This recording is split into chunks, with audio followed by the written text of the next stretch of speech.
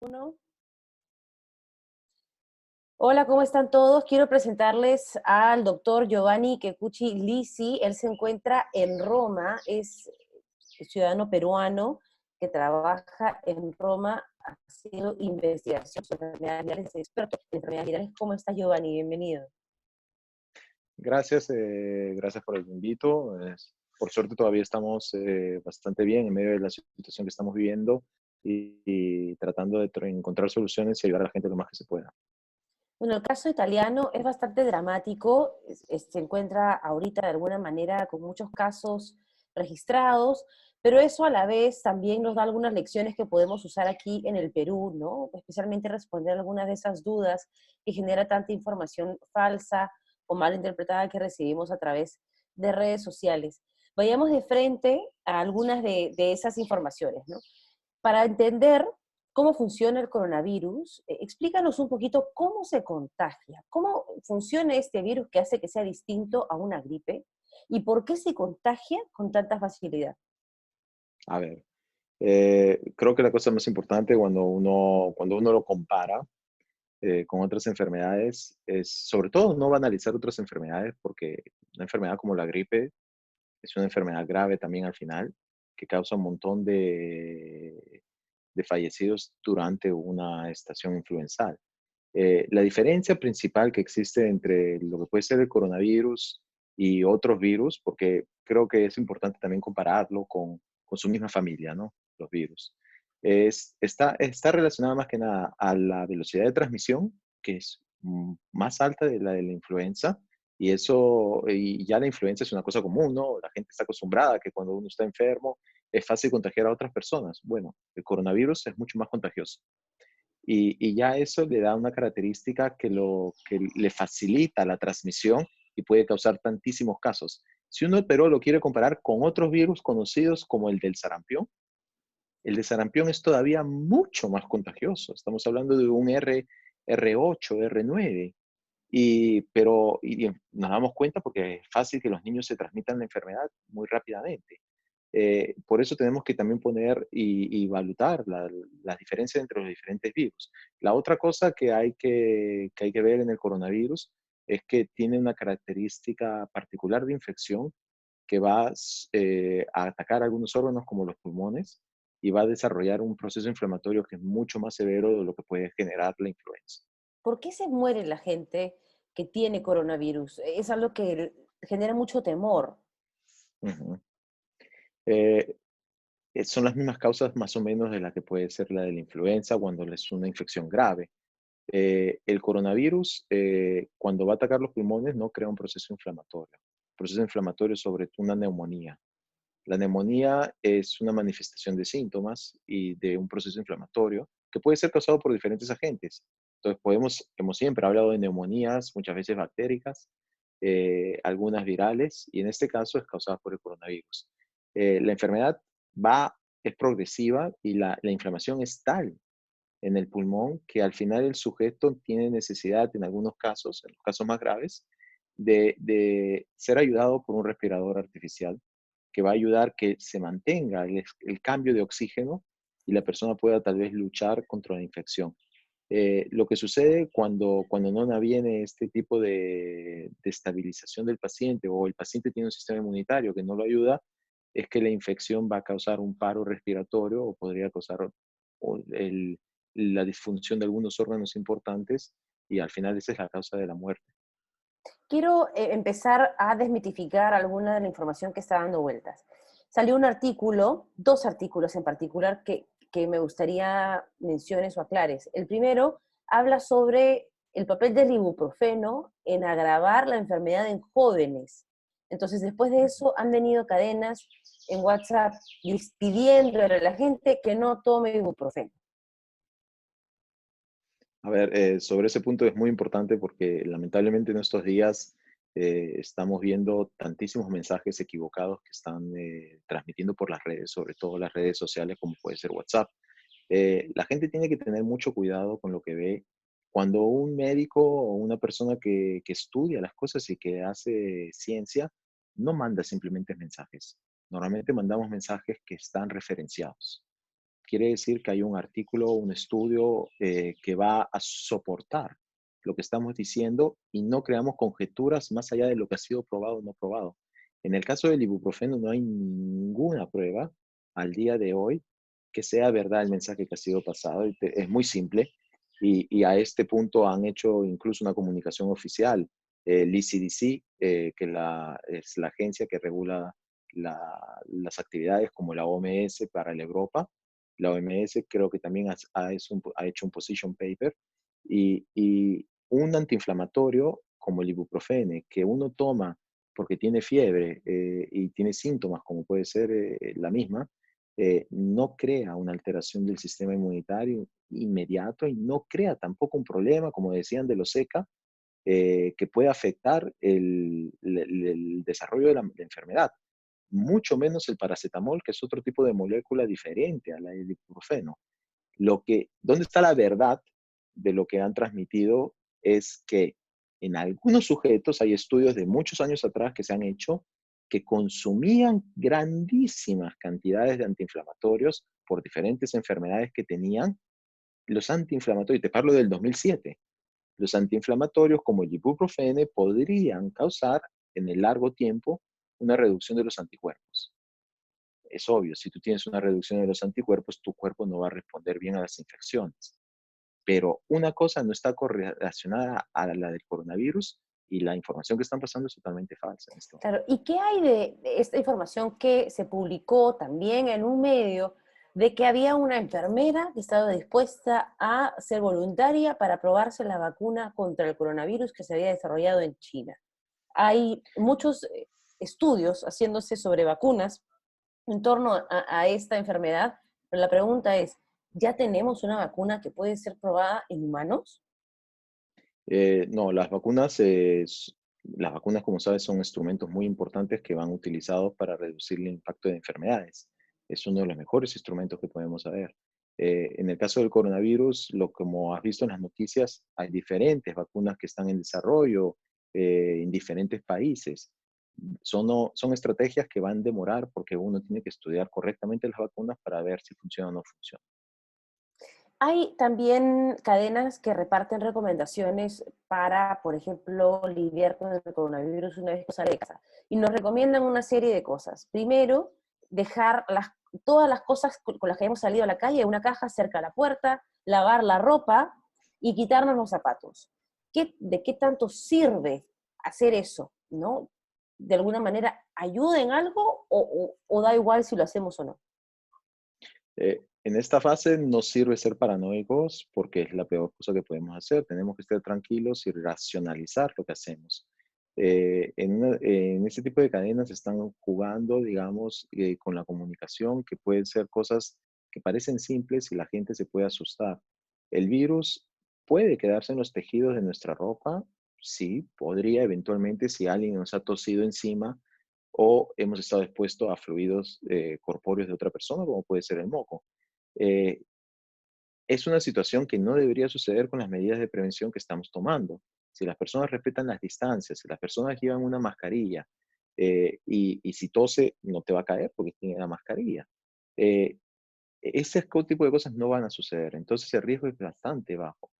Claro está, en este tiempo, si tienes que necesariamente salir a la calle y tienes que tomar medios públicos como buen hábitud, es mejor que cuando llegues a tu casa, tu ropa la pongas en un lado separado para después lavarla.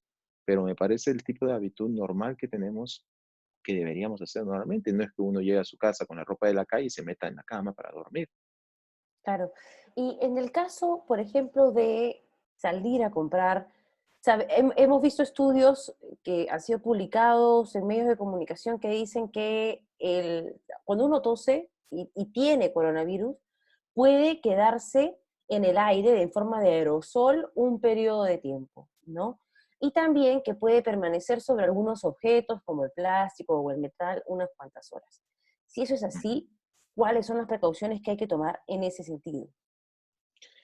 Mira, las precauciones que se pueden tomar en ese sentido son diferentes los estudios que están conduciendo para evaluar cuál es el tiempo de mi vida del virus en el ambiente. Claro está que cuando uno tose, y salen las pequeñas gotas con el virus, eh, hay una circulación de aire normalmente cuando tosemos o en los ambientes en los que podemos estar. Es raro pensar que esa gotita de agua se queda ahí en el ambiente esperando a que alguien la agarre. Desde el momento que tiene un movimiento, ¿no?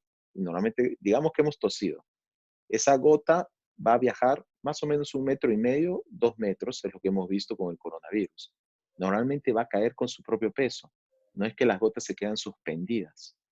Y en un ambiente que está ventilado, seguramente va a viajar y se va a mover para otro lado. Las probabilidades que la encuentre otra persona en ese mismo instante son raras, a menos que la persona que está tosiendo se encuentra en el salón, en un comedor, por ejemplo, con otros amigos, en un ambiente pequeño, cerrado, sin ventanas, y ahí se puede facilitar ese tipo de difusión. Por eso es que no tenemos que encontrar personas y tenemos que usar una mascarilla cuando se puede.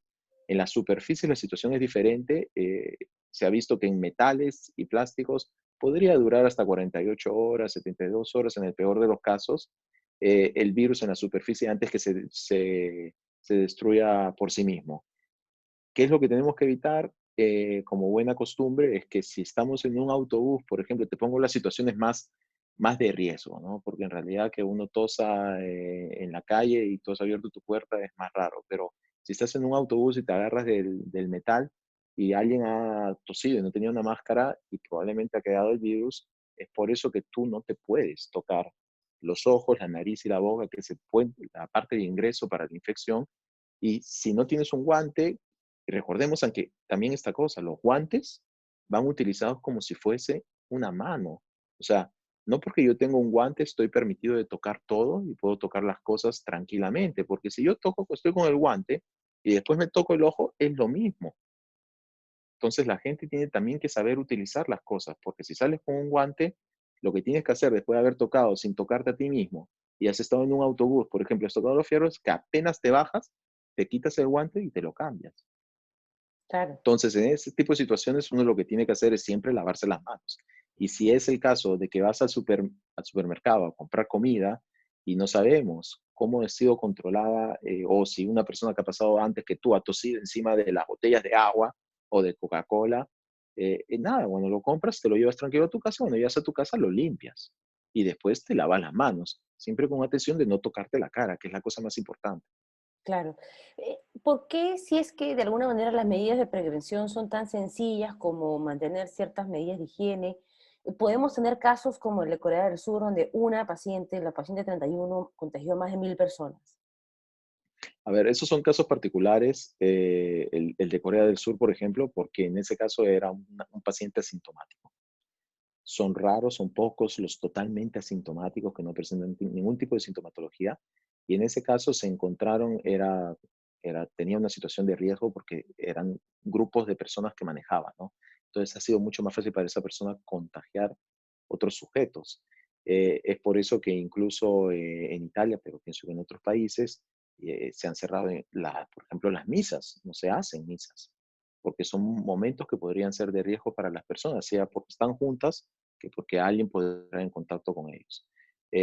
Lo mismo sucede en otros países, o sea, la situación por eso es que va controlada y las personas apenas tienen síntomas o es que se tienen que poner la mascarilla y tienen que tratar de evitar el contacto y racionalizarlo. En el caso que no lo sabemos y podemos estar a riesgo, es mejor tener estas medidas de prevención que van a simplificar todo, ¿no? ¿Qué hacemos? Y ya con esto terminamos. Si es que una persona tiene coronavirus en nuestro barrio, en nuestra casa, nuestro edificio, o, por ejemplo, nos enteramos que el fin de semana estuvimos en una boda y uno de los invitados resultó positivo de coronavirus.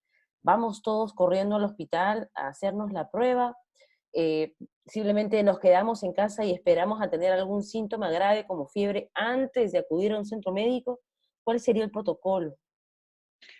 Bueno, el protocolo depende de lo que el país está dando como indicaciones. Y pienso que en este caso lo que tienen que hacer es más que nada escuchar cuáles son las indicaciones del gobierno y las buenas direcciones que pueden estar dando en este momento para soportar a las personas.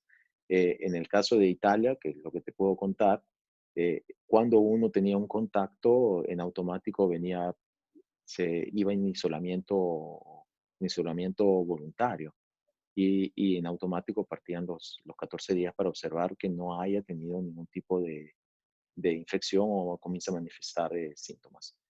O venía seguido por la salud pública, ¿no? Cuando también hay una cadena que recomienda, por ejemplo, aguantar la respiración para ver si es que tenemos una especie de presíntoma, ¿verdad? Más Ujú. allá de la fiebre, la tos, los calefríos o malestar general que suelen dar con el coronavirus. A ver, cuando uno tiene síntomas, los síntomas son evidentes. No es que tienes que ir a buscarlos como si fuese la búsqueda del tesoro. Ese tipo de consejos que dan, lamentablemente, van solamente a crear confusión entre las personas. Si yo tomo aire y respiro y me lo tratengo por 10 segundos, el hecho que no llegue a tratenérmelo o que haga una tos por ese manobra, no quiere decir absolutamente que yo esté enfermo ni que tenga un síntoma relacionado con el coronavirus. Son cosas que en este momento no ayudan y al contrario, es importante que uno se tenga sobre observación para ver síntomas más importantes como la fiebre, como puede ser la tos, porque si tienes un problema pulmonar, vas a seguramente a toser. Y como puede ser la dificultad respiratoria. La dificultad respiratoria no se da con 10 segundos de inspiración. La vas a tener constantemente y la vas a tener cuando te das cuenta que haces 10 pasos y no tienes la capacidad pulmonar para respirar. Así es. Bueno, Giovanni, muchas gracias por aclarar estas dudas y esperamos realmente que la gente pueda ayudar a compartir la información veraz y sobre todo, me imagino, para ustedes, los médicos, es muy importante que la gente se mantenga tranquila y en sus casas y que no ande compartiendo información que no es verdad porque puede de alguna manera generarles a ustedes un problema en los hospitales, ¿o no? Absolutamente. En los hospitales hoy en día, digamos, están todavía trabajando todos al completo, están tratando de dar el mayor servicio que pueden dar a la gente y nos ayudaría tantísimo porque la verdad es que esta es una enfermedad en la cual todos tenemos un rol y está en nuestras manos, no en mis manos como médico o solamente la de los gobiernos, pero está en las manos del ciudadano ser consciente, entender cuál es la situación, no ir en pánico, que no hay necesidad absolutamente, y ser consciente de las medidas que tienen que implementar. Hay tantas guías en la OMS, los invito a leerlas, son muy claras y clarifican también como autoridades muchas dudas. Hay que leerlas, hay que seguirlas y con calma volver a partir en nuestra vida. Cambiemos el modo en el cual vivimos brevemente para poder pasar esta emergencia. Una vez que ha pasado, comenzaremos a hacer las mismas cosas como antes, pero estoy seguro que la gente va a aprender nuevas normas también para evitar el contagio de tantas enfermedades. Y muchísimas gracias. Gracias, gracias a ti.